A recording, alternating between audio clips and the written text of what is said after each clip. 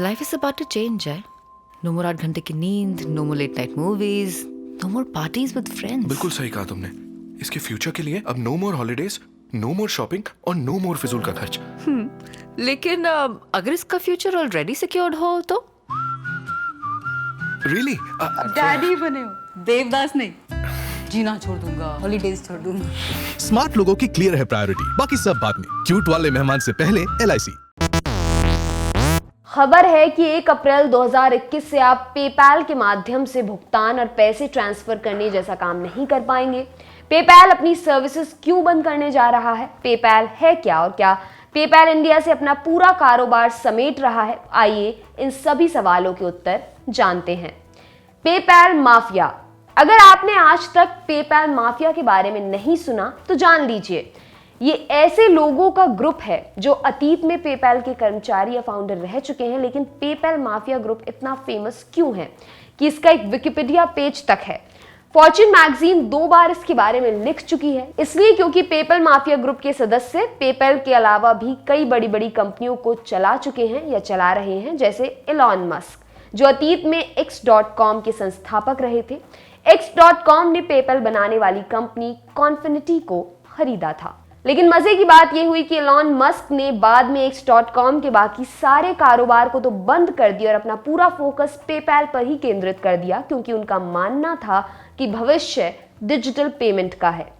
पिछले पैरा से आपको ये जानकारी भी मिल गई होगी कि पेपैल आखिर करता क्या है, लेकिन थोड़ा और विस्तार पूर्वक बताएं तो ये एक अमेरिकी कंपनी है जो अधिकांश देशों में ऑनलाइन पेमेंट सिस्टम का संचालन करती है.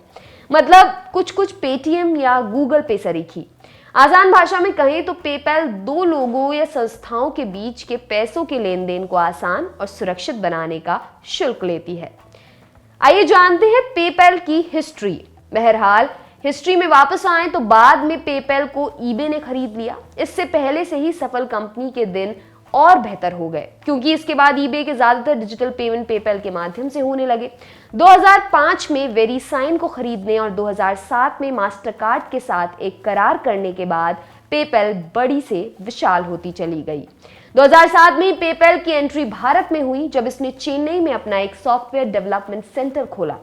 फरवरी 2010 में पेपैल ने भारत में पर्सनल पेमेंट सर्विस बंद कर दी थी. मतलब अब आप पेपैल के माध्यम से सिर्फ बिल वगैरह का ही भुगतान कर सकते थे, किसी दोस्त रिश्तेदार को पैसे ट्रांसफर नहीं कर सकते थे. जिस दिन ये सर्विस बंद हुई उस दिन खूब कोहराम मचा और लोगों के ट्रांसफर किए हुए पैसे वापस आने लगे, यानी कि पेमेंट रिवर्सल होने लगा.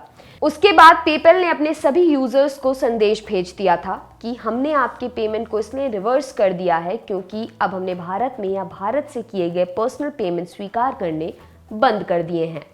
8 नवंबर 2017 को पेपैल ने पेपैल पेमेंट्स प्राइवेट लिमिटेड के नाम से भारत में घरेलू पेमेंट सर्विस भी शुरू कर दी और इससे व्यापारी और ग्राहकों के लिए डिजिटल भुगतान की सुविधाएं प्रदान करने लगा. कोविड-19 के दौरान कुछ ही ऐसे सेक्टर्स थे जो घटने के बदले बढ़ रहे थे. डिजिटल पेमेंट वाली कंपनियां उनमें से एक थी. इस दौरान भी पेपैल दिन दूनी रात चौगनी प्रगति करता रहा. आज पेपैल दुनिया की सबसे बड़ी डिजिटल पेमेंट सर्विस है. अब जानते हैं हुआ क्या है. जैसा हमने शुरू में बताया कि 1 अप्रैल 2021 से पेपैल भारत में डोमेस्टिक पेमेंट सर्विस और पेमेंट गेटवे को बंद कर रहा है. मतलब अब ये सिर्फ ऑनलाइन माध्यमों से भारत में बाहर से आने वाले और भारत से बाहर जाने वाले पैसों की ही डीलिंग करेगा. पेपैल ने इस निर्णय के पक्ष में अपनी बात रखते हुए बताया कि अब कंपनी क्रॉस बॉर्डर बिजनेस पर ध्यान केंद्रित करेगी. इसका मतलब ये हुआ कि भारत से बाहर रहने वाले पेपैल के ग्लोबल कस्टमर्स अब भी इसके माध्यम से भारतीय व्यापारियों को पेमेंट करने में और उनसे पैसे लेने में सक्षम रहेंगे. द इकोनॉमिक टाइम्स ने एक सूत्र के हवाले से बताया, कोविड-19 महामारी के शुरुआती दिनों से कंपनी भारत में व्यापार को सुरक्षित करने और विकास को बढ़ावा देने के तरीकों पर ध्यान दे रही है.